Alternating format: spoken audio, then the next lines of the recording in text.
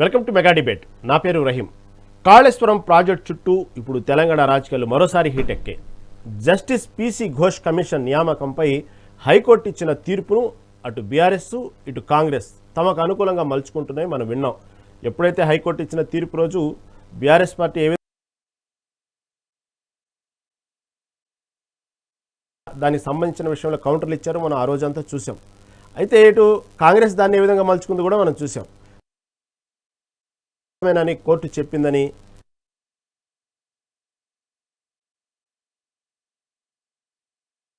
కేవలం సాంకేతిక లోపాల వల్లే రిపోర్ట్ ఆధారంగా తక్షణ చర్యలు వద్దని కోర్టు తెలిపింది. కానీ అంతేగాని రిపోర్ట్లో ఎటువంటి లోపాలు లేవు అన్న విషయం కూడా ఇక్కడ రేవంత్ రెడ్డి నొక్కి ఒక్కాణిస్తున్నారు.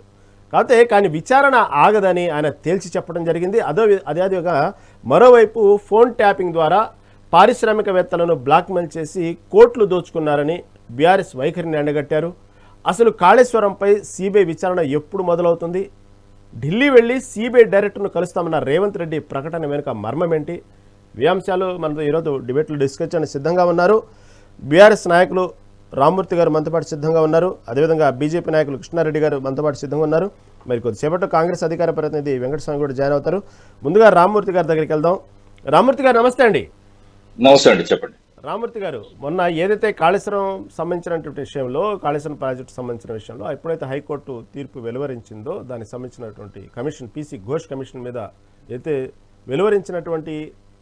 హైకోర్టు వెలువరించినటువంటి తీర్పును ఆ రోజు మొత్తం చూసారా, అదిగో ఇదిగో మొదటి నుంచి మేము చెప్తున్నాము అలా ఇలా అంటూ ఆ రోజు మొత్తం బీఆర్ఎస్ దానికి సంబంధించిన విషయంలో మొత్తం ఆ రోజంతా మీడియా హడావుడి చేసి పెట్టింది. కాబట్టి ఇప్పుడు కాదు దేఖోనా రూకోనా అభి సామెనే సామెనే హే పీచే పిక్చర్ నై సామెనే కా పిక్చర్ దేఖో అంటూ రేవంత్ రెడ్డి చేసిన వ్యాఖ్యలు ఇప్పుడు మళ్ళీ బీఆర్ఎస్ని ఎక్కడో కొంత కలవర పెడుతున్నాయా, లేకపోతే అదే ధైర్యంతో అంతే ఇదితో ఉన్నారా, అదంతా ఫేక్ కమిషన్ అంతా ఫేక్ అనే ఉద్దేశంతో ఉన్నారా? ఏమంటారు? కలవరం ఎక్కడదండి. కాళేశ్వరం మీద మొదటి నుంచి జరుగుతున్న అంశాలు ఏంటంటే కాళేశ్వరాన్ని ఎన్నికల కోసం యూజ్ చేసుకున్నారు అన్నది వాస్తవం. ఎందుకంటే కాళేశ్వరం మీద కమిషన్ వేయలేదండి, వాస్తవంగా మేడిగడ్డ మీద వేశారు. ఏంటంటే జనాలు కూడా తెలుసుకోవాలి, మేడిగడ్డ 2 పిల్లర్లు ఎందుకు కుంగిపోయినాయి, మేడిగడ్డలో ఏమైనా లోపం ఉన్నదా అన్న అంశం మీద దాని మీద కమిషన్ ఏర్పాటు చేయడం. కాళేశ్వరం అంటే ఒక మేడిగడ్డ కాదండి.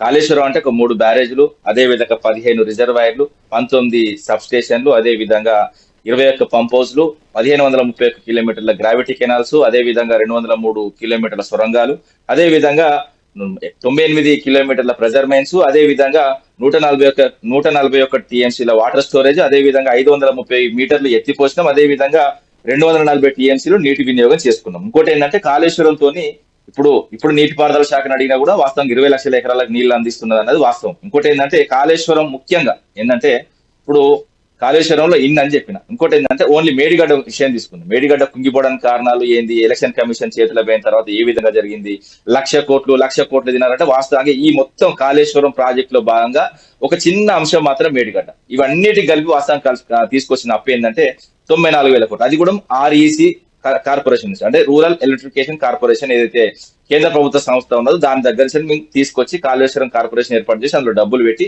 అందులో నుంచే వాస్తవంగా మేము ఈ ప్రాజెక్టు మొత్తం కట్టడం జరిగింది. అదే విధంగా మేడిగడ్డ అన్నది వాస్తవంగా 4,500 కోట్లతో కట్టడం జరిగింది. 4,500 కోట్లది అందులో 200 నుంచి 300 కోట్లకు సంబంధించి ఒక 2-3 పిల్లర్లు కుంగిపోతే దీన్ని రాజకీయంగా యూజ్ చేసుకుంటూ ఇప్పటి వరకు కూడా ఏంటంటే ఇదే నది మీద పోలవరం ఉంటుందండి.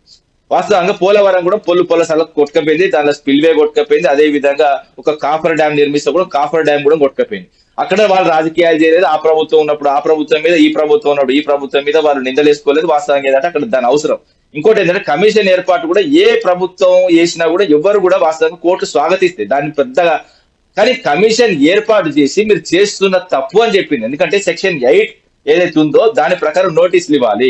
నోటీసులు ఇవ్వకుండా ఒక వ్యక్తిగతంగా ఒక వ్యక్తులను ఇమేజ్ డ్యామేజ్ చేయడం, అదే విధంగా విచారణప్పుడు దోషులు అని చెప్పడం ఏదైతే ఉన్నదో అది అట్టర్లీ ఫ్లాప్ అని కోర్టు క్లియర్ చెప్పింది. ఇంకోటి ఏంటంటే పిసి ఘోష్ కమిషన్ ఏర్పాటు చేసినప్పుడు చెప్పినాను నేను, అది ఏదైతే పిసి ఘోష్ అంటే ఏంటంటే ప్రదేశ్ కాంగ్రెస్ ఘోష్ కమిటీగా ఆ కాంగ్రెస్ సంబంధించిన కబంధ హస్తాలతో ఆ రిపోర్ట్ ఇవ్వడానికి ప్రయత్నం చేసింది. 15 నుంచి 20 కోట్లు మెక్కిర్రు. అదే విధంగా వీళ్ళ మొబిలైజేషన్, వీళ్ళ ఏసీ రూములు, వీళ్ళ కార్లు, అదే విధంగా వీళ్ళ అక్కడి ఇక్కడికి ట్రావెల్ చేయడానికి. ఇంకోటి ఏంటంటే కొండంత రాగం తీసి ఏదో పాట అంటారు, అది కూడా నేను మాట్లాడను. కానీ ఎందుకంటే ఒక కమిషన్ ఏర్పాటు చేసిన తర్వాత కమిషన్ వాస్తవం పారదర్శకంగా పనిచేయలేదని కోర్టు మొట్టకాయలేసింది. అదే విధంగా ఇప్పటికిప్పుడు మొన్న మాట్లాడతారు ఫోన్ ట్యాపింగ్ ఎవరు అన్నారు, ఎవరు చేసిరండి, ఎవరి హీరోయిన్ల పేరు చెప్తారు. అదే విధంగా ఎవరు పారిశ్రామికవేత్తలు ఒక్కరు కేసు పెట్టిల్లా. ఇప్పటికి కూడా రాజకీయ ఆరోపణ చేసుకుంటా తాత్సారం చేస్తున్న రేవంత్ రెడ్డిని బంగబెట్టి గుద్దిన తప్పలేదండి. ఎందుకంటే ఇదండి ముచ్చట్లు ఎవరి వ్యక్తిగత జీవితాలు తొంగి చూస్తారండి, ఎవరు చూసిల్లండి. ఇప్పుడు ఫోన్ ట్యాపింగ్ అని మళ్ళీ ఎలక్షన్ ఇప్పుడు ఎందుకంటే జడ్పీటీసీ ఎంపీటీసీ ఎన్నికలు పెడతారు కాబట్టి అదే విధంగా ఇప్పుడు హైదరాబాద్ అదే విధంగా సిద్దిపేట దాంతో పాటు వరంగల్ దాంతో పాటు ఖమ్మం ఎలక్షన్స్ కార్పొరేషన్ ఎన్నికలే కాబట్టి మళ్ళీ తీసుకొచ్చి ఫోన్ ట్యాపింగ్ అంటాడు, కాళేశ్వరం అంటాడు, కథ అంటాడు, కార్ఖాన అంటాడు, మళ్ళీ ఓటు దొరికిపోతాడు. దాని తర్వాత మళ్ళీ ఎప్పటి చెప్పి ఎన్నికలే మళ్ళీ మొన్న పోయి మళ్ళీ కాళేశ్వరం మంచిగా ఉన్నది దాన్ని కట్టాలి, డ్యామ్ సేఫ్టీ అథారిటీ చెప్పింది దాన్ని రిపేర్ చేస్తామని చెప్తాడు, మళ్ళీ ఆడికొస్తాడు. మళ్ళీ ఆడ రాజకీయ సభగా ఇంకోటి ఏంటంటే ఆ మీటింగ్ పెట్టిన కాడ కూడా ఏదైతే కాళేశ్వరం దగ్గర పోయిండు పరిశీలించిండు దాని రిపేర్ గురించి చెప్పాలి, లేకపోతే రైతు బంధు సభ అని పెట్టిండు. రైతు భరోసా రైతు బంధు ఏదో పెట్టిండు, రైతు భరోసా మేము 1 ఎకరానికి మళ్ళీ రిలీజ్ చేస్తామని పెట్టిండు. పెట్టినప్పుడు ఆ 2 సార్లు ఎందుకు ఎగ్గొట్టాము, దాని తర్వాత మళ్ళీ వచ్చిన తర్వాత మీకు ఇంకా నుంచి ఎగగొట్టాము టైంకి ఎత్తామని చెప్పాలి. కానీ అక్కడ జగిత్యాల సభ గురించి చెప్తాడు, అది పండబెట్టి తొక్కుతా, అదే విధంగా సమాధులు కడతా, బొందలు పెడతా, దాని మీద జెండా ఎగిరేస్తా. నేను మళ్ళా అంటున్నా మా హన్మకొండకు రా, క్లియర్ గా ఒక మంచి స్పష్టన వాటిగా మాట్లాడతా. బొందలు పెట్టేది దాని మీద నువ్వు జెండాలు పాతుకుంటావో ఎగురుతావో దునుకుతావో ఏమైనా చేసుకో, ఏం మాట్లాడే ఒక ముఖ్యమంత్రి. ఇంకోటి ఏంటంటే కాళేశ్వరం మీద ఇప్పటి వరకు కూడా ఎందుకంటే రాజకీయం ఎవ్రీ వర్షాకాలం ఏ ప్రాజెక్ట్ అయినా సి పేజీలు ఉంటాయి. ఆ సి పేజీల నుంచి కూడా ఏంటంటే అన్నారం గానీ సుందిల్లా గానీ దాన్ని కూడా నుంచి అదో చూసినావా ఈ సిమెంట్ పోయింది, ఈ కొట్టుకపోయింది, అది ఖచ్చితంగా ప్రతిసారి 100 కోట్లు ఇవ్వాలండి ఏ ప్రాజెక్ట్ కైనా. ఇంకోటి ఏంటంటే రాజకీయాలు బంద్ చేసి రైతులకు నీళ్లు అందించి, ఎందుకంటే ఎండాకాలం దగ్గరకు వచ్చింది, మొత్తం అడగంటికి పోతున్నాయి. వాస్తవంగా భూగర్భ జలాలు ఒకప్పుడు మీ పాలన ఉన్నప్పుడు 2014 ముందు వాస్తవంగా గోదావరి మీద ప్రాజెక్టు కట్టకపోతున్నాయి కదా, లొల్లైంది. వాస్తవంగా ఏంటంటే గోదావరి మీద వాస్తవంగా తెలంగాణ తీసుకొచ్చి ఆంధ్రప్రదేశ్ తో కలిపిన తర్వాత 2014 వరకు ముఖ్యంగా 1956 నుంచి వెళ్ళి 2014 వరకు ఎందుకు ప్రాజెక్టు కట్టలేదు మరి గోదావరి మీద అంటే మా కన్నీళ్ళు మీకు కనవలేదా కాంగ్రెస్ కు?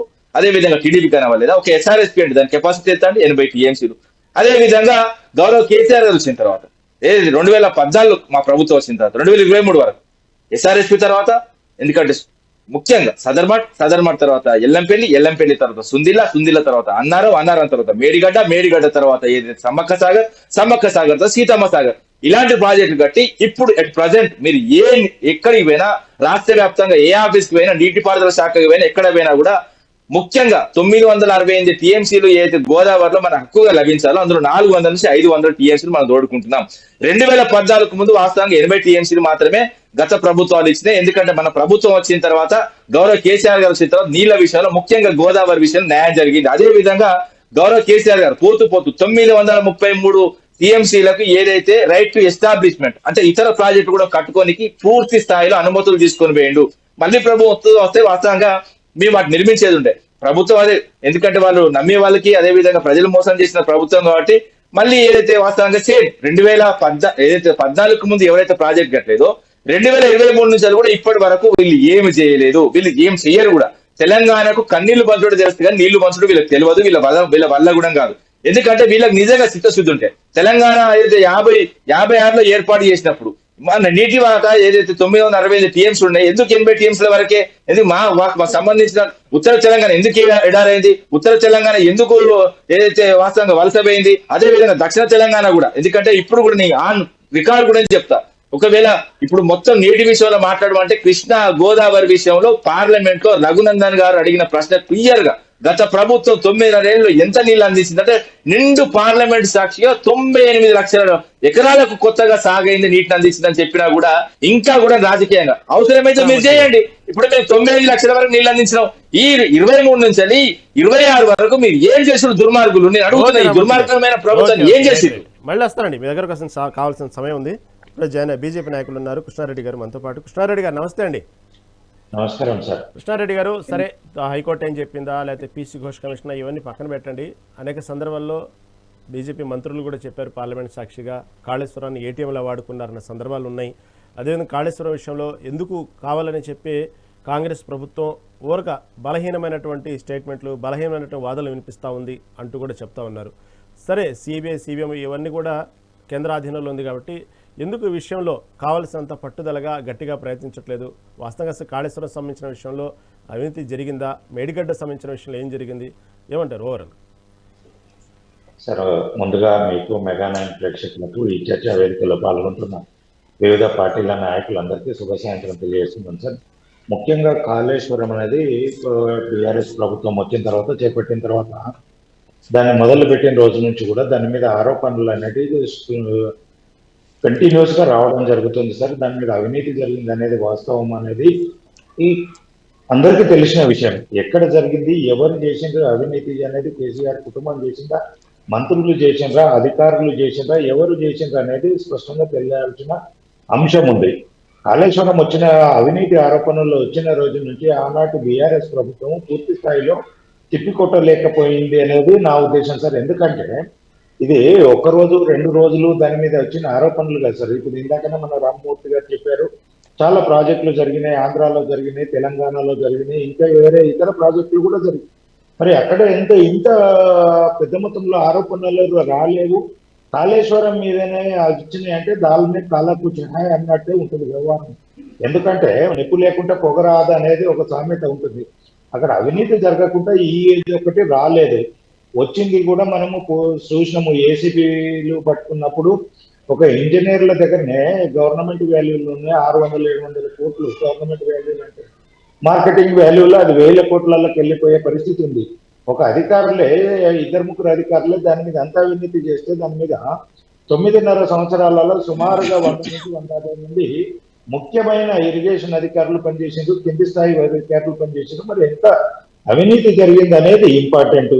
ఇంకోటి 80 కోట్లు 80,000 కోట్లు అనేది రామ్మూర్తి గారు చెప్తున్నారు. కానీ పూర్తి స్థాయి ఒక కాళేశ్వరం ప్రాజెక్ట్ అయితే కాదు, దాని మీద ఇందాక చెప్పిండు ప్రాజెక్టులు ఎన్ని మొత్తం దాని మీద అనుబంధంగా నిర్మించిన వాటితోటి పూర్తి స్థాయి వ్యయం వచ్చేసి 1,87,000 కోట్ల వ్యయం, ఇంక్లూడింగ్ కాలువలు అనుకుంటామా, సుందిల్లా అనుకుంటామా, మల్లన్న సాగర్ అనుకుంటామా, ఇంకేది అనుకుంటాం, పూర్తి స్థాయిలో 1,87,000 కోట్ల వ్యయం చూపించడం జరిగింది. అది అప్పు తీసుకొచ్చింది 80,000 కోట్లు కావచ్చు, కానీ గవర్నమెంట్ తెలంగాణ ప్రభుత్వం నుంచి యూజ్ చేసింది కూడా ఉంటుంది. దీని మీద పూర్తి స్థాయిలో దర్యాప్తు జరపాల్సిన అవసరం ఉంది. ఇది ఎంతసేపు ఏంటంటే కాళేశ్వరము అవినీతి అంశం ఏంటంటే రాజకీయ అవసరాలకు ఉపయోగపడుతుంది, కానీ దాని మీద పూర్తి స్థాయిగా తప్పు జరిగిందా లేదా అనేది నిర్ధారణ చేయాల్సిన అంశం కాంగ్రెస్ ప్రభుత్వం పైన ఉంటుంది. ఎంతసేపు ఆరోపణలు చేసుకుంటూ బదనాం చేసుకుంటూ తప్పించుకునే ప్రయత్నంగా రేవంత్ రెడ్డి గారు ప్రభుత్వం ఉండదు. ఎంతసేపు ఏంటంటే దాని మీద నిజ నిదర్శనం జరగాలి. ఏదన్నా అటు ఇటు వస్తే మళ్ళీ కేంద్రం మీదకి బీజేపీ మీదకి తోసే ప్రయత్నం చేసుకోవడం తప్ప దీంట్లో పారదర్శకత అనేది ఎక్కడ కనబడతలేదు. పీసీ ఘోష్ కమిషన్ పూర్తి అయిన తర్వాత అసెంబ్లీలో పెట్టి చర్చించడం జరిగింది. దాని మీద వచ్చిన దాని మీద ఏమైనా చర్యలు తీసుకున్నారు? అక్కడ ఏం చేసిండ్రు?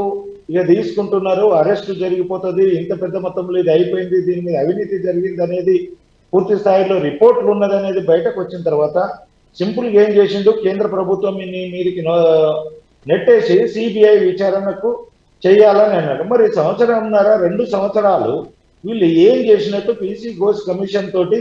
మరి పీసీ ఘోష్ కమిషన్ లో ఏమొచ్చింది అనేది కేంద్ర ప్రభుత్వము దగ్గరికి వెళ్ళైనా, హోంశాఖ దగ్గరికి వెళ్ళి మాట్లాడాల్సిందైనా, సిబిఐ డైరెక్ట్ ఏదో అప్పచెప్పినమని కాకుండా దాని మీద పీసీ ఘోష్ కమిషన్ ఒకటి ఏర్పాటు చేసినాము. 2.5 సంవత్సరాలు మేము దాన్ని కాలయాపన చేసినాము, రాజకీయ అవసరాలకు దాన్ని వాడుకున్నాము. ఇప్పుడు మీరు ఈ రిపోర్ట్ వచ్చింది, దీని మీద పూర్తి స్థాయిలో దర్యాప్తు చేయమని సిబిఐకి ఆ రిపోర్ట్ ఇచ్చి ఏదైతే పారదర్శకంగా మీరు దర్యాప్తు చేయమని ఏమైనా కేంద్ర ప్రభుత్వం ఏం లేదు మీరు దర్యాప్తు చేయమని ఒక లెటర్ రాష్ట్రము అయిపోయింది. ఇక బీజేపీ ఏం పట్టించుకుంటలేదు. ఏమనంటే కిషన్ రెడ్డి గారు 24 గంటలలో దాని మీద తేల్చేస్తే ఏ దర్యాప్తు కూడా 24 గంటలలో తేల్చేది ఉండదు. దాని మీద సమగ్రమైన విచారణకు పూనుకొనే విధంగా మేము చర్యలు తీసుకుంటామని చెప్తారు, కానీ దాన్ని ఏదో విధంగా వక్రీకరించేసి కిషన్ రెడ్డి గారి మీదకి బీజేపీ మీదకి రుద్దే ప్రయత్నం చేయడం అనేది డైవర్ట్ పాలిటిక్స్ ఉపయోగపడుతుంది, కానీ ఇది తెలంగాణ సమాజానికి ఏ మాత్రం ఉపయోగపడదు. దాని మీద జరిగిన అవినీతి అనుకోవచ్చు, అక్రమాలు అనుకోవచ్చు, ఏదైనా బయటకు వచ్చి తెలంగాణ సమాజానికి ఉపయోగపడంగా ఉంటుందా లేదా అంటే రాజకీయ అవసరాలకే వీళ్ళు ఉపయోగించుకుంటారా? ఎంతసేపు రేవంత్ రెడ్డి గారు కానీ కాంగ్రెస్ ప్రభుత్వం కానీ ఈ మధ్య కాలంలో మనం చూస్తుంది ఏంటంటే ప్రభుత్వం మీద ఏదైనా వ్యతిరేకత వస్తుంది, ప్రభుత్వం ఏదైనా ఇబ్బందికరమైన పరిస్థితుల్లోకి వస్తుంది అనగానే ఏదో కాళేశ్వరం అంశమో, ఫోన్ ట్యాపింగ్ అంశమో, లేదంటే డ్రగ్ కేసు ఇంకేదన్నా ఏదో గొర్రెల దాంట్లో జరిగిందంటారు, ఇంకేదో ఇంటర్మీడియట్ బోర్డులో జరిగిందంటాడు, ఇంకేదో దాంట్లో జరిగింది అనేది ముందుకు తీసుకొచ్చి చర్చలోకి పెట్టేసి ప్రభుత్వం మీద వ్యతిరేకతను తప్పించుకునే ప్రయత్నము ప్రతి సందర్భంలో రేవంత్ రెడ్డి గారు చేస్తున్నారు. ఇది ఎన్ని రోజులు జరుగుతుంది? ఒక్కసారి ఇప్పుడు ఏదో నానా పులి వచ్చనే ఒక సామెత గుర్తుంటుంది మనం చెప్తుంటే.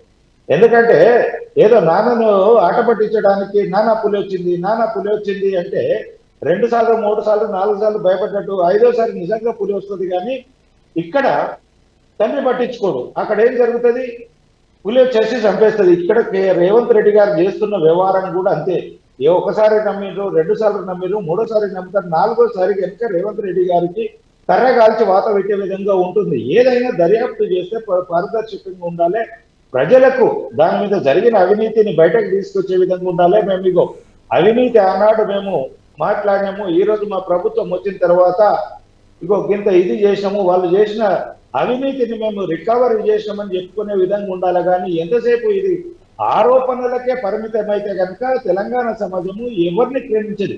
అక్కడ అవినీతి చేసిన వాళ్ళను క్షమించదు, అవినీతిని చేసిన వాళ్ళను అడ్డం పెట్టుకొని రాజకీయం చేస్తున్న వాళ్ళను కూడా తెలంగాణ సమాజం క్షమించదని చెప్పేసి తెలియజేస్తుంది. రైట్ కృష్ణారెడ్డి గారు, రైట్ అండి. ఇప్పుడే జాయిన్ అయ్యారు కాంగ్రెస్ అధికార ప్రతినిధి కత్తి వెంకటస్వామి గారు మనతో పాటు ఉన్నారు. వెంకటస్వామి గారు నమస్తే అండి. నమస్కారం. వెంకటస్వామి గారు, ఏదైతే పీసీ ఘోష్ సంబంధించినటువంటి విషయంలో కమిటీ సంబంధించిన విషయం మొదటి నుంచి అదువు అయిపోతుంది, కమిటీ వచ్చేసింది, దీనికి సంబంధించినటువంటి మొత్తం ఏదో జరగబోతుంది, బీఆర్ఎస్ ఒక కాళరాత్రి కాబోతుంది అన్నటువంటి ఎక్స్పెక్ట్ చేసిన వాళ్ళందరికీ ఒక్కసారిగా హైకోర్టు తీర్పు తర్వాత ఒక్కసారిగా బీఆర్ఎస్ మైలేజ్ పెంచుకుంది. హైకోర్టు తీర్పు తర్వాత కాంగ్రెస్ ఎక్కువ డైనమాలో పడింది, చివరికి ఢిల్లీ వెళ్తానంటుంది, టాపిక్ డైవర్ట్ చేయడం కోసం మళ్ళీ ఫోన్ ట్యాపింగ్ అంశాన్ని ముందుకు తెచ్చింది అనేది ఇప్పుడు 2 ప్రధాన పార్టీలు చేస్తున్న వాదన. ఏమంటారు? ఇప్పుడు నేను ఇప్పుడే జాయిన్ కాలేదు, ముందే జాయిన్ అయినా. నేను విన్నాను, రామూర్తి అన్న మాట్లాడింది విన్నాను, కృష్ణారెడ్డి గారు మాట్లాడింది విన్నాను. కృష్ణారెడ్డి గారు సిబిఐ ఎంక్వైరీ ఎందుకు ముందుకు జరగలేదు అన్నానికి ఒక్క మాట కూడా సూటిగా కానీ డైరెక్ట్గా కానీ ఇండైరెక్ట్ గానీ ఏం చెప్పలేదు. ఇంకా రామూర్తి గారే మొత్తం కాళేశ్వరం యొక్క కథ అంతా చెప్పినాడు. నేను కూడా ఏమంటున్నానంటే కాళేశ్వరం మొత్తంలో జరిగినటువంటి అవినీతి అంటున్నాం. అవినీతి జరగకపోయినట్టు అది ఉంటే అంచనాలు ఎందుకు పెరిగినాయి? అంచనాలు అంటే మామూలుగా పెరుగుతాయి, కానీ దాన్ని అంటే ఓ పర్సెంటేజ్ ఆఫ్ అంచనాలు పెరుగుదాన్ని ఎవరు ఏమన్నారు. కానీ కాళేశ్వరం సంబంధించిన వారైతే లిస్ట్ చదివిందో ఈ లిస్ట్ లో ఒక్కటి కూడా వారు కొత్తగా పెట్టింది కాదు. మల్లన్న సాగర్ నుంచి మొదలుకొని మేడిగడ్డ సుందిల వరకు కూడా ఇవన్నీ కూడా కేవలం వాళ్ళు తుమ్మిడిఎట్టి నుంచి మేడిగడ్డ మార్చింది తప్పితే ఈ ఏపీ కూడా వాళ్ళ హయాంలో వాళ్ళు వచ్చిన తర్వాత పెట్టిందేం కాదు. గతంలో కాంగ్రెస్ ప్రభుత్వం ఉన్నటువంటి 2004 to 2014 ఎప్పుడైతే గవర్నమెంట్ ఉందో ఆ గవర్నమెంట్ సమయంలోనే ప్రాణయుత చెవెళ్ల పేరుతో కానీ లేకపోతే పాలమూరు రంగారెడ్డి కానీ ఇవన్నిటి కూడా అప్పుడే దానికి సంబంధించినటువంటి శంకుస్థాపన జరిగినాయి, దానికి సంబంధించినటువంటి అలొకేషన్ జరిగినాయి, దానికి సంబంధించినటువంటి పని ప్రారంభమైంది. రీడిజైన్ అనేటువంటిది కేసీఆర్ ప్రభుత్వం వచ్చిన తర్వాత రీడిజైన్ చేసినారు. రీడిజైన్ చేసినప్పుడు వచ్చినటువంటి రిజల్ట్స్ లో సంస్థ అయితే రెడ్డి ఉన్నప్పుడు ఏ సంస్థ అయితే తుమ్మిడిఎట్లో ఉన్నాయని చెప్పిందో అదే సంస్థ తుమ్మిడిఎట్లో నీళ్ళు లేవు, మేడిగడ్డల నీళ్ళు అని చెప్పింది. అది మరి సంస్థను అనుమానించాలా లేకపోతే ఆ రాజకీయ అంటే ప్రభుత్వాన్ని అనుమానించాలా? ఒకటి మనం ఆలోచించాల్సినటువంటి అంశం. ఇంకా పీసీ ఘోష్కి సంబంధించినటువంటి మొత్తం కాళేశ్వరం మీద వేయలేదు అనేటువంటిది వాళ్ళు చెప్తున్నారు. సో కాళేశ్వరం మీద చేసిన ఆరోపణలు మేము చేశాం, ప్రజలు నమ్మారు. నమ్మడానికి ఒక ప్రధానమైనటువంటి అంశం లాస్ట్ కాళేశ్వరం సంబంధించి లాస్ట్ ఎలక్షన్లో అంతకుముందు అయితే ఆరోపణలు ప్రత్యారోపణలు సవాళ్ళు ప్రతి సవాళ్ళు నడిచినాయి. కానీ దాంట్లో నాణ్యత లేదు, లేకపోతే దాంట్లో టెక్నికాలిటీ ప్రాబ్లం ఉంది అనేటువంటి దాన్ని కూడా అంతకుముందు టెక్నికల్ అంటే మేము కాంగ్రెస్గా కాకుండా టెక్నికల్ ప్రముఖులు కూడా చాలా మంది దీంట్లో లోపాలు ఉన్నాయని చెప్పినారు. వాళ్ళు చెప్పిన దానికి సాక్షిగా కాళేశ్వరం దగ్గర ఒకటా రెండా కొన్ని పిల్లర్స్ కుంగిపోవడము, సీపేజ్ రావడము ఇవన్నీ కూడా మనం చూసినాం. ఇది ఎవరో చేసిందేం కాదు, సహజంగా వచ్చినటువంటిది. రామూర్తి గారు ఎట్లా సమర్థిస్తారంటే అది సహజం, ప్రతి ప్రాజెక్ట్ లో అది సహజం అని. ఇక అది వారి విజ్ఞతకే వదిలేస్తున్నాను. నేను దాని మీద ఎక్కువ చర్చ చేయవచ్చుకోలేదు, ఎందుకంటే నేను టెక్నికల్ ఎక్స్పర్ట్ కాదు, వారు టెక్నికల్ ఎక్స్పర్ట్ కాదు. మనం దాని మీద చర్చ చేయడం అనేటువంటి సమంజసం కాదు. దాన్ని తేల్చాల్సింది ఎక్స్పర్ట్స్ కమిటీ. ఆ ఎక్స్పర్ట్స్ కమిటీ ఏదైతే వచ్చిందో, నేషనల్ డ్యామ్ సెక్యూరిటీ ఏజెన్సీ ఏదైతే వచ్చిందో, అది ప్రభుత్వ రంగ సంస్థ, సెంట్రల్ గవర్నమెంట్ సంస్థ. వాళ్ళు ఏమేమి చెప్పిండ్రో అవి కూడా మనకు అందరికీ తెలిసినాయి. దాని మీద కూడా నేను దాంట్లో ఉన్న లోపాల గురించి చెప్పినారు. ఒక్కటి రామూర్తి గారిని నేను సమర్థించేది ఎక్కడానంటే, ఇదే ఎన్డిఎస్సి ఏదైతే ఉందో కేవలం అంటే కాసుల మీద మనం కంప్లైంట్ ఇచ్చినాము, లేకపోతే జరిగినటువంటి కుంగిపోయింది కాబట్టి వచ్చింది. మరి నేనేమంటున్నా అంటే, తెలంగాణ పట్ల ఒకవేళ సెంట్రల్ గవర్నమెంట్ కు వివక్ష లేకపోతే, భారతీయ జనతా పార్టీకి సామెతి ప్రేమ లేకపోతే, అట్లాగే అక్కడ కొట్టుకపోవడం అదంతా జరిగింది మన ఆంధ్రప్రదేశ్ లో.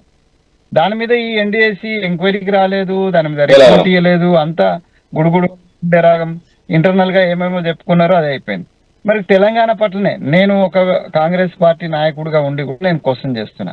మేము ఆరోపణ చేసింది వాస్తవమే, ఇప్పుడు కూడా ఆరోపణకు మేము కట్టుబడి ఉన్నాం. కాళేశ్వరం మీద అవినీతి జరిగిందనే దాని మీద కట్టుబడి ఉన్నాం. దట్ ఈస్ పొలిటికల్ గా మాకు టీఆర్ఎస్ కు లేదా గత ప్రభుత్వం మేము చేసినటువంటి ఆరోపణలు. మాతో గొంతు కలిపినటువంటి పార్టీ భారతీయ జనతా పార్టీ. స్వయంగా ప్రధానమంత్రి గారు, హోంమంత్రి అమిత్ షా గారు చెప్పిన మాట ఏంటండి, ఈ దేశంలో అత్యంత అవినీతి పరుడైనటువంటి ముఖ్యమంత్రి కేసీఆర్ అని చెప్పినాడు. మేమే ఆరోపణ చేయాలి, వాళ్ళు కూడా చేసినారు. ఇది మనం పొలిటికల్ గా ఆలోచిస్తాం. కానీ ఒక ప్రాంతం పట్ల వివక్ష అనే దానికి అదొక తార్కాణం అనేటువంటిది రామూర్తి గారు లేవనెత్తిన విషయాన్ని నేను కూడా ఒక తెలంగాణ ఉద్యమ బిడ్డగా నేను సమర్థిస్తున్నా. తెలంగాణ కాంగ్రెస్ ఉన్నంత మాత్రాన తెలంగాణకు మాట్లాడొద్దు అనేటువంటి ఏదైనా ఎవరైనా కాంగ్రెస్ వాదులకు ఉన్నట్టు ఉంటే, కాంగ్రెస్ నాయకులు ఉంటే వాళ్ళ మూకత్వం కింద నేను వదిలిపెడతాను. సో ముందు మన ప్రాంతం, మన తెలంగాణ, మనకు సంబంధించినటువంటి మన హక్కుల గురించి మాట్లాడదాం. సో ఇప్పుడు ఇక్కడి నుంచి వచ్చేసి పీసీ ఘోష్ సంబంధించినటువంటి ఒక రిపోర్ట్ వచ్చింది. ఆ రిపోర్ట్ మీద రిపోర్ట్ రాక కంటే ముందు ఆలస్యం అవుతుందని గగ్గోలు పెట్టినాడు. భారతీయ జనతా పార్టీ కూడా పెట్టినాడు. ఆయన పేరేంది ఇప్పుడే పదే చెప్తున్నారు కదా, మా మిత్రుడు కిషన్ రెడ్డి గారు, కృష్ణారెడ్డి గారు చెప్తున్నారు. కిషన్ రెడ్డి గారు అనవసరంగా లాగుతున్నారు.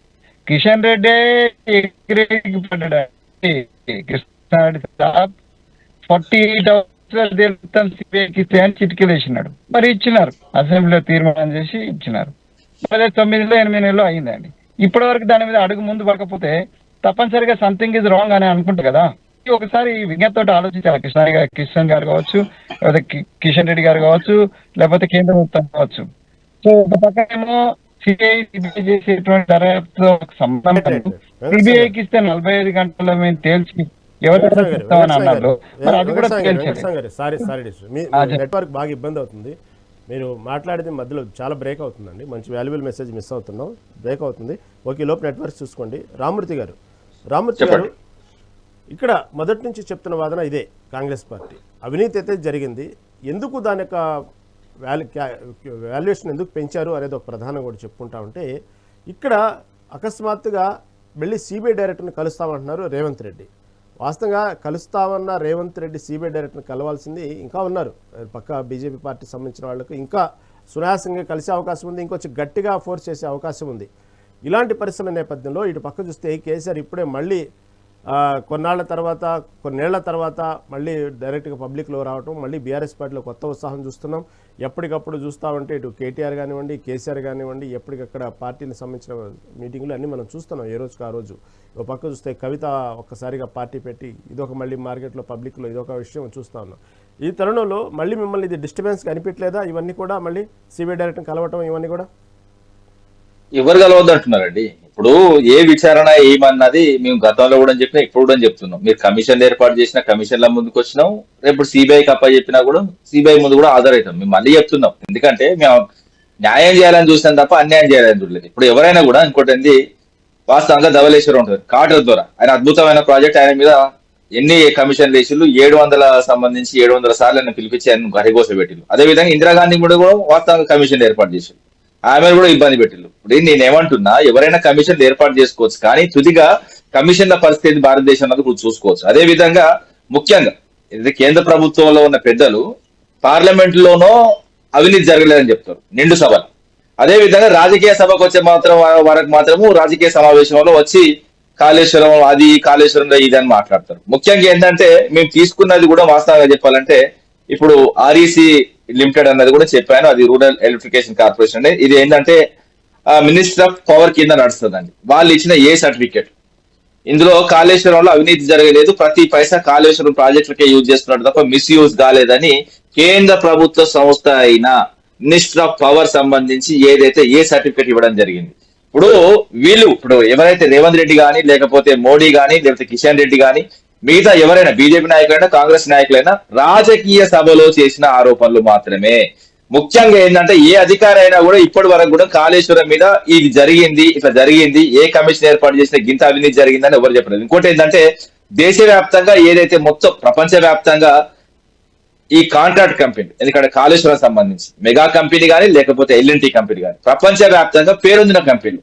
అదే విధంగా బీజేపీ ప్రభుత్వం ఉన్న కాడ కానీ అంతెందుకండి, ఇప్పుడు మెగా కంపెనీ గంగా మీద మేజర్ గా వాటర్ ప్రాజెక్టులు చేసింది మెగా కంపెనీ. అదే విధంగా వీళ్ళ రాష్ట్రాలు పెద్ద పెద్ద రాష్ట్రాలు వీళ్ళ చేతిలో ఉన్నాయి కదా, ఆ చేతిలో ఉన్న కాడ ఇప్పుడు ఎట్ ప్రజెంట్ కూడా ఎల్ఎన్టీ చేస్తున్నది. అదే విధంగా ఇప్పుడు ఇన్ని అంశాలు చూసుకుంటే దేశవ్యాప్తంగా మొత్తం 28 రాష్ట్రాలు 8 కేంద్ర ప్రాంతాల్లో ప్రతి రాష్ట్రంలో ఈ అయితే ఎల్ఎన్టీ కంపెనీ కానీ లేకపోతే మెగా కంపెనీ కానీ వర్క్ చేస్తున్నది. ఒక్కలకు కూడా రూపాయి పైసే రండి వీళ్ళు. మీరు అవసరం మీరు క్రాస్ చెక్ చేసుకోండి. ఇవి అవినీతికి సంబంధించిన ఏదైతే ఇవి కంపెనీస్ కాదు, ఎందుకంటే పొంగిరెడ్డికి సంబంధించిన కంపెనీ కూడా కాదు. ఏంటంటే పొంగిరెడ్డికి సంబంధించిన కంపెనీ చిన్న చిన్న చోటా మోటా కంపెనీలు కాదు. ఇది ఏంటంటే వీళ్ళ ఇమేజ్ డ్యామేజ్ చేస్తే వాస్తవంగా చెప్పాలంటే వీళ్ళు ఇజ్జత్ జావేస్తే కూడా వీళ్ళు వాస్తవంగా చెప్పాలంటే రేవంత్ రెడ్డి వాస్తవంగా కట్టుబట్టలు అమ్ముకున్నా కూడా రాదండి. మళ్ళీ కూడా చెప్తున్నా, మళ్ళీ ఇప్పుడు మా మీద ఆరోపణలు చేస్తున్నారు, మా మీద కాదండి చేసేది. ఇప్పుడు మమ్మల్ని ఏమంటున్నారు, మీరు కాళేశ్వరంలో వాస్తవంగా అవినీతి చేసి ఎవరు ఇవ్వాలంటే అవినీతి చేస్తే అయితే ఎల్లంటే అన్ని ఇవ్వాలా లేకపోతే వాస్తవంగా చెప్పాలంటే మెగా కంపెనీ అన్న ఈ 2 కంపెనీలు ఏమన్నా ఇచ్చేటియా అండి? ఇప్పుడు వాస్తవం చెప్తున్నా, మరి ఒకవేళ వీళ్ళు 1,00,000 కోట్లు మాకు ఇస్తే 94,000 కోట్లు తీసుకొచ్చినాం, 94,000 కోట్లలో ఇంకా 6,000 కోట్లు కలిపి ఇవ్వండి ఇస్తారా అండి? ఏం ముచ్చటండి ఇవ్వండి. ఇంకోటి 1,00,000 కోట్లు 1,00,000 కోట్లు ఇచ్చింది అనుకో, ఓకే 1,00,000 కోట్లు తీసుకున్నాం.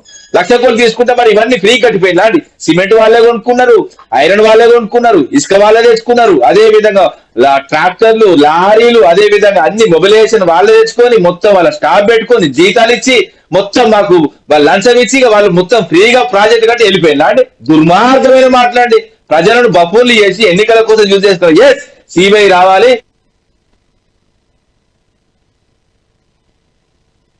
మూర్తి గారు పవర్ ప్రాబ్లం ఉన్నట్టుంది అక్కడ. కృష్ణారెడ్డి గారు విన్నారు కదా, ఎందుకు మొదటి నుంచి ఈ విషయంలో వాస్తవంగా సిబిఐ సంబంధించిన విషయంలో మొదటి నుంచి గట్టిగా కృష్ణారెడ్డి గారు చెప్పినట్టు కానివ్వండి వీళ్ళు కేవలం మాటలకే పరిమితం అవుతుంది, రాజకీయ సభలకే పరిమితం అవుతుంది, కానీ చేయాల్సినటువంటి వ్యవహారంలో మాత్రం ప్రాక్టికల్గా ఎందుకు వెనకడుగు వేస్తూ ఉన్నారు?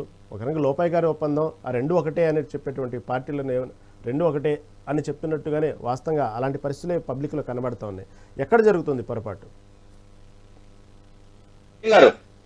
రహీం గారు మార్పు రావాలి, కాంగ్రెస్ రావాలంటే వీడి పరిస్థితి అండి. కరెంట్ పోయింది, కరెంట్ లేదు పరిస్థితి. ఇప్పుడు వర్షం కూడా లేదు, బయట ప్రశాంతంగా ఉన్నది, ఎండనే ఉన్నది, వాళ్ళ అద్భుతమైన ఎండ కొట్టింది, కరెంటు పోయే పరిస్థితి కూడా లేదు. ఇప్పుడు ఏంటంటే మీరు నమ్మండి, అవసరమైతే మాకు సంబంధించిన ఎక్కడన్నా మీరు అవసరమైతే హన్మకొండకు సంబంధించి ఇప్పుడు నేను టీచర్స్ కాల్లో ఉన్నా, ఈ కరెంట్ పోయిందా లేదో తెలుసుకోండి.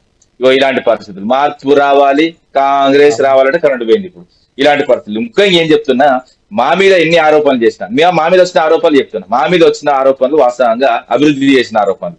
ఇంకోటి ఏంటంటే మేము ఎక్కడ కూడా జైల్లో వెళ్ళి కూడా ఉద్యమాలకు దీనికి సంబంధించి తప్ప మేము ప్రభుత్వాన్ని పడగొట్టినీకో 30 రోజులు జైలుకు, అదే విధంగా ప్రభుత్వానికి పడగొట్టినీకు 30 రోజులు జైలు, అదే విధంగా డ్రోన్ కెమెరా ఒక ప్రైవేట్ ఇంటి మీద డ్రోన్ కెమెరా ఎగిరేస్తే ఎంత దుర్మార్గమైన వాళ్ళు ఎగిరేస్తారండి.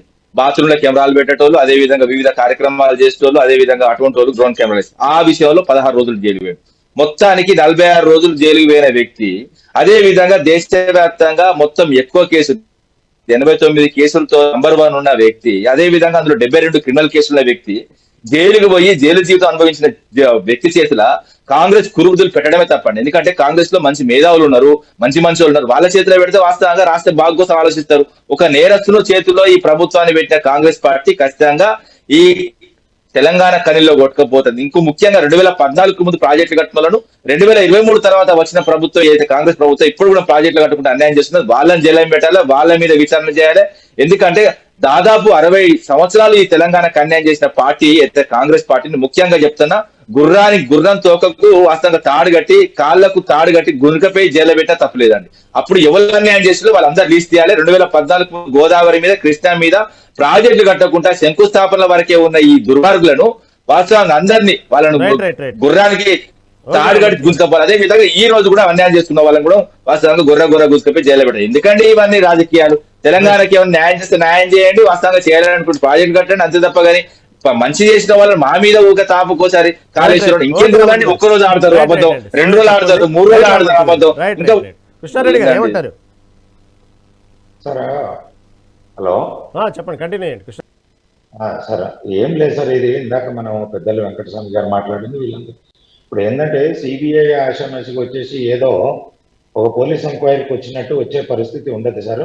అట్లా వచ్చితే వీళ్ళే అంటారు మళ్ళీ కక్ష సాధింపు చర్యలు రాజకీయ సిబిఐని యూజ్ చేస్తున్నది, ఈడీని యూజ్ చేసి ఇది చేస్తుంది బీజేపీ ప్రభుత్వం అని చెప్పేసి వీళ్ళే మాట్లాడతారు. దానికి ఒక ప్రాసెస్ ఉంటుంది, ఆ ప్రాసెస్ ప్రకారం సిబిఐ ఎంక్వైరీ జరుగుతుంది. ఎవరికి తెలియదు, మీకు మాత్రమే ప్రాసెస్ తెలుసు కృష్ణారెడ్డి అన్న. 9 మాసాలు అయింది, 8 మాసాలు అయింది ఇప్పుడు ఇచ్చి. ప్రాసెస్ ఏందో మాకు కూడా తెలుసు, మీకు కూడా తెలుసు. పుట్టిగా ఆత్మవంచన వద్దు. నేనేమంటున్నానంటే సిబిఐకి రావడానికి రాష్ట్ర ప్రభుత్వం అసెంబ్లీలో తీర్మానం చేసిన తర్వాత సిబిఐకి అడ్డు రాలేదు. ఒకవేళ అడ్డు వస్తే అది మీరే వచ్చినట్టు లెక్క, కానీ మేమైతే రాలేదు. సరే, ఇందులో ఒకటి మీరు పీయూష్ ఘోష్ కమిషన్ వేసారు, అది కోర్టులో ఉంది. సిబిఐ ఎంటర్ అయ్యేటప్పుడు ఏ అంశం మీద ఎట్లా ఎంటర్ అవ్వాలనేది ఒక ప్రాసెస్ ఉంటుంది. ఏదో మనము ఒక పోలీస్ కమిషన్ ఒక ఎస్ఐ వచ్చి ఎంక్వైరీ చేసినట్టు దీని మీద ఏం వివరణ ఇవ్వలేదు. మీరు ఎక్కడైనా వివరణ ఇస్తే అది మీరు సిబిఐ నుంచి మీరు ఏమంటారు, మీరు ఒకవేళ పుచ్చుకోవచ్చు సిబిఐ నుంచి. సిబిఐ రాలేదు కానీ అది ఎందుకు రాలేదు అనే దానికి మీరు కారణం చెప్పాల్సిన అక్కర్లే, ఒకవేళ మీ పాత్ర లేకపోతే. మా పాత్ర లేదు, అది సిబిఐ దర్యాప్తు స్వతంత్ర సంస్థ, అది చేయాల్సింది.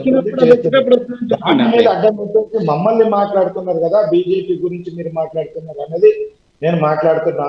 మీరు ఎట్లాగో మీరు సిబిఐ దగ్గర ఎందుకు పోయినరు? మీరు ఆల్రెడీ 2.5 సంవత్సరాలు పీయూష్ ఘోష్ కమిషన్ వేసి దర్యాప్తు చేసిండ్రు, దాని మీద రిపోర్ట్ వచ్చింది. దాని మీద మీరేం చర్యలు తీసుకున్నారు చెప్పండి. మీరు తప్పించుకొని మమ్మల్ని బదనాం చేసే ప్రయత్నం చేయడం ఎంతవరకు సమంజసం? మీరు అడిగిండ్రన్నా, అడిగి తీసుకున్నారు. కిషన్ రెడ్డి స్టేట్మెంట్ తీద్దామా,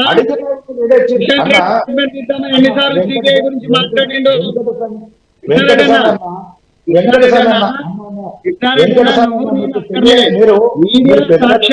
మీడియా సాక్ష్యము బయట్లు తీద్దాము. ఎన్నిసార్లు కిషన్ రెడ్డి గారు మీరు మా గొప్ప చెప్పండి, సిబిఐ గొప్ప చెప్పండి, మేము నిగ్గు తేలుస్తాము, మీరు చేయలేకపోతున్నారు మేము చేస్తాము అని 48 గంటలలో వేస్తామని చిటికలేసినటువంటి అనేక స్టేట్మెంట్స్ ఉన్నాయి. అవి తీసి ముందు పెట్టుకుంటే మీ పాత్ర అక్కర్లే, నా పాత్ర అక్కర్లే, నేను ఆరోపణ చేయాల్సిన అక్కర్లే. అయిపోయిందా మీరు చెప్పింది? అయిపోయిందా అన్న మీరు మాట్లాడేది? నేను మాట్లాడొచ్చా? వెంకటస్వామి అన్న, ఇది ఎప్పుడు కిషన్ రెడ్డి గారు అడిగారు, వీళ్ళు పీయూష్ ఘోష్ కమిషన్ కు దీనికి ముందు స్టార్టింగ్ సిబిఐకి ఇవ్వమంటే మీరు ఎందుకు మధ్యలో పక్కదారి పట్టారో అది చెప్పండి. మీరు మేము అడిగింది ఎప్పుడైతే ఆరోపణలు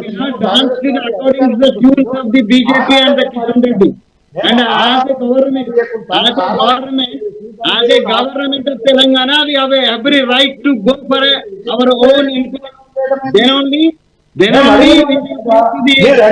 దర్యాప్తుకి ఇచ్చిండ్రా? మీరు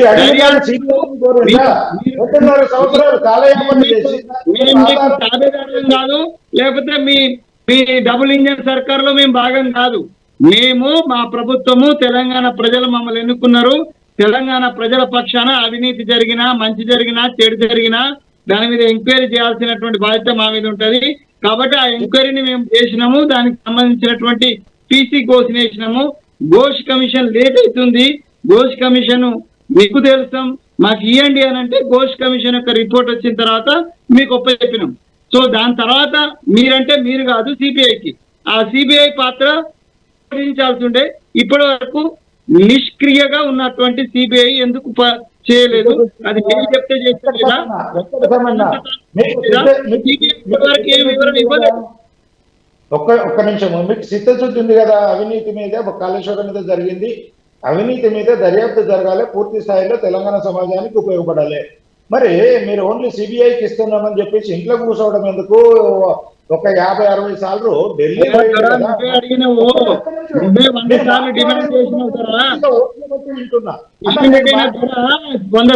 వెంకటస్వామి గారు కృష్ణారెడ్డి గారిని మాట్లాడివ్వండి. వెంకటస్వామి గారు ప్లీజ్. వెంకటస్వామి గారు మాట్లాడివ్వండి. కృష్ణారెడ్డి గారిని మాట్లాడివ్వండి. మీరు మాట్లాడింది ప్రతి మాటకు నేను ఓపిక మాట్లాడి మీది అయిపోయిందా అని అడిగి నేను మాట్లాడి, అది పద్ధతి. నేను మీరు రేవంత్ రెడ్డి గారు సీఎం గారు ఒక 20 సార్లు ఇది సిబిఐకి ఇస్తున్నామన్న తర్వాత ఢిల్లీకి ఒక 50 సార్లు ఒక 20 సార్లు పోయి ఉంటాడు. మరి ఎందుకు సిబిఐని కలవలేడు? ఎందుకు దర్యాప్తు జరగాలని కోరలేదు? ఎందుకు సిబిఐ డైరెక్టర్స్ ఎందుకు కలవలేడు? మీకు సిద్ధశుద్ధి ఉన్నది కదా. దీన్ని అడ్డం పెట్టి బీజేపీని బదనాం చేయాలనే ఒక కుటిలత్వం ఉంది తప్ప మీకు సిద్ధశుద్ధి లేదు. సిద్ధశుద్ధి ఉంటే మీరు వెళ్ళి కలవండి, అంతేకాని బదనాం చేసే విధంగా కూర్చోవద్దని చెప్పేసి తెలియజేస్తున్నాను. ఇంకోటి సార్, మాకు తెలంగాణలోనే కాదు మా కామారెడ్డి జిల్లాలో నేను చెప్తున్నాను సార్, కాళేశ్వరం ప్రాజెక్టు మీద అప్పుడు ఏది మన ప్రాణహిత చేవెళ్ల మీద కామారెడ్డి వరకు కాలువలు వచ్చినాయి సార్. అక్కడికి వచ్చిన తర్వాత భూపల్లి ప్రాజెక్టును ఆపేస్తే నేను ఆ రోజు కాంగ్రెస్ లో నుండి అప్పుడు నేను 300 మంది పోలీసులను దాటుకొని భూపల్లి ప్రాజెక్ట్ ఎక్కి ధర్నా చేస్తే 14 కోట్లు ఆనాడు బీఆర్ఎస్ ప్రభుత్వం రిలీజ్ చేస్తే కొంతవరకు నడిచింది. ఈ రోజు కాంగ్రెస్ ప్రభుత్వము మీరు తీసుకొచ్చిన ప్రాణహిత చేవెళ్ల ప్రాజెక్టు మీద భూపల్లి ప్రాజెక్ట్ ఆగిపోయింది. దాని మీద ఈ రోజు ఒక్క రూపాయి కూడా రిలీజ్ చేస్తలేరు. మీ ఎమ్మెల్యేనే ఉన్నాడు, అక్కడ షబ్బీర్ అలీ గారు ఉన్నారు, ఎవ్వరు మాట్లాడుతున్నది లేదు, ఏది లేదు. బదనాం చేసుకుంటా పక్కని బదనాం చేసుకుంటూనే కాంగ్రెస్ పార్టీ కూర్చున్నారు. ఈ రోజు మా భూపల్లి ప్రాజెక్టుకు ఎన్ని నిధులు చేసింది? ఒక్క రూపాయి ఈ 2.5 సంవత్సరాలలో చెప్పండి, ఒక్క రూపాయి రిలీజ్ చేయలేదు. పక్కని బదనాం చేయడము, ఎదుటోని బదనాం చేయడము, రాజకీయ పబ్బం గడుపుకోవడం కాంగ్రెస్ పార్టీకి ఇదే అలవాటు అయిపోతుంది. మీరు తీసుకొచ్చిన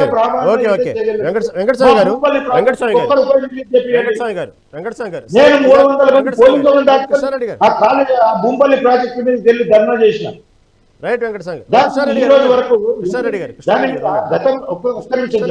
భూపల్లి ప్రాజెక్టు మీద సుమారు 1.5 టీఎంసీ నీళ్లు ఉండేది.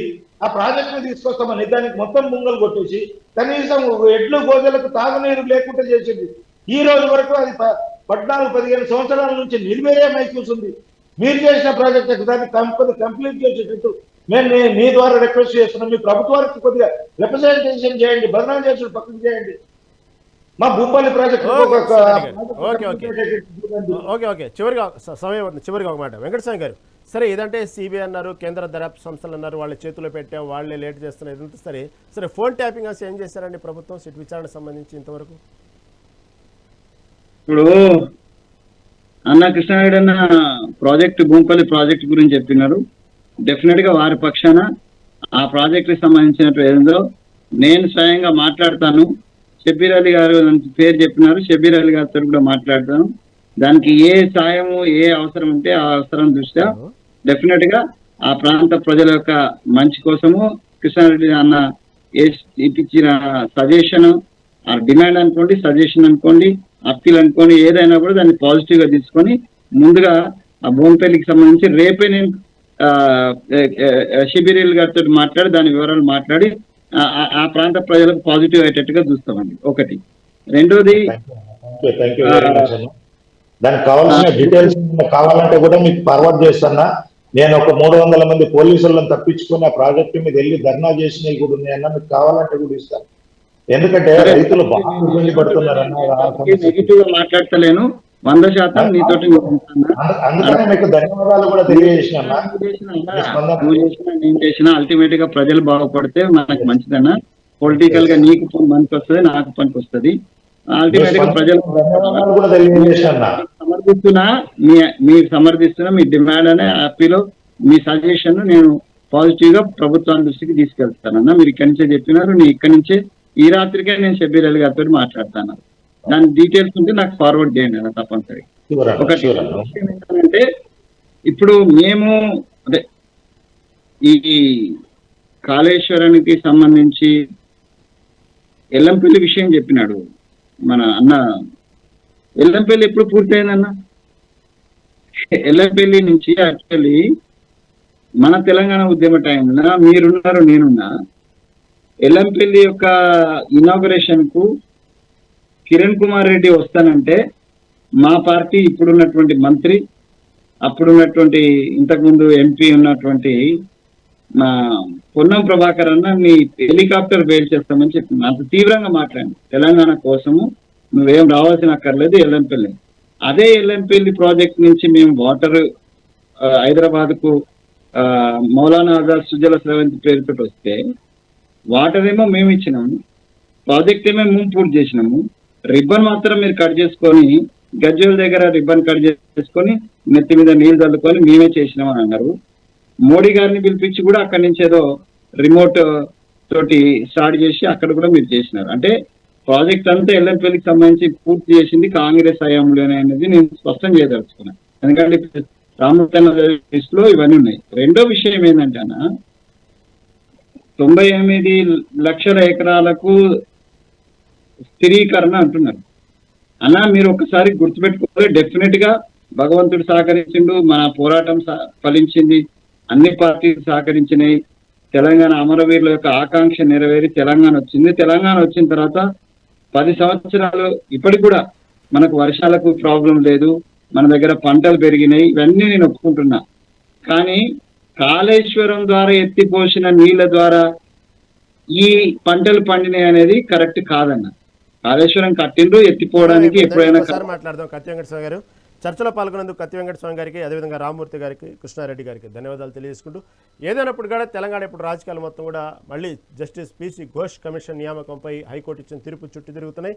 ఎందుకంటే ముఖ్యమంత్రి రేవంత్ రెడ్డి స్వయంగా ఢిల్లీ వెళ్ళి సిబిఐ డైరెక్టర్ని కలుస్తామన్న తర్వాత మళ్ళీ దీనికి సంబంధించిన ఉత్కంఠ వాతావరణం నెలకొంటూ ఉంది. దాంతోపాటు ఈ మళ్ళీ కొత్తగా ఏదైతే మొన్నటిదాకా తెలంగాణ రాజకీయాలు ఊపందుకున్నటువంటి మొన్నటిదాకా ఏదైతే ఫోన్ ట్యాపింగ్ అంశం కూడా మరోసారి తెర ముందు తెచ్చారు సీఎం రేవంత్ రెడ్డి.